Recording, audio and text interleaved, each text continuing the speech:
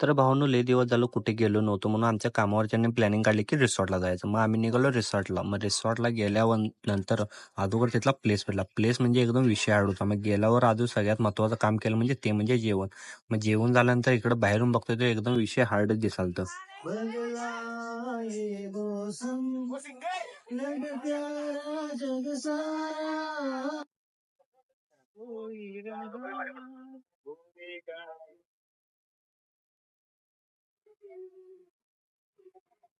गाणं म्हणून झाल्यानंतर करायचं काय ह्याच्यावर चर्चा चालू होती. मग तोपर्यंत ह्यो डाव इकडं चालू होता.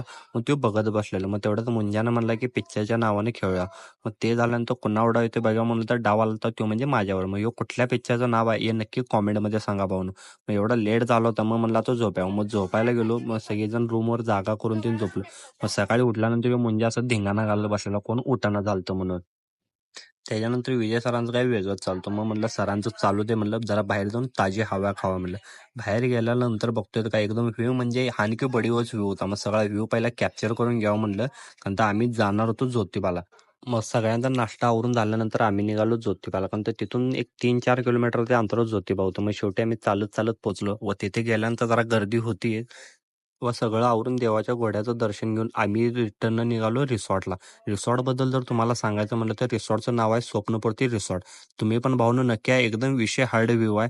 आम्हाला पण एवढे एन्जॉय झाला का नाही काय सांगू भावनो. एकदम विषय हार्ड आम्हाला एन्जॉय झालाय. तुम्ही पण नक्की या. ह्याचा ॲड्रेस मी भावनो कॉमेंटमध्ये टाकतो. वाटलं तर लोकेशन पण करतो. आणि व्हिडिओ कसा वाटला हे नक्की सांगा भावांनो.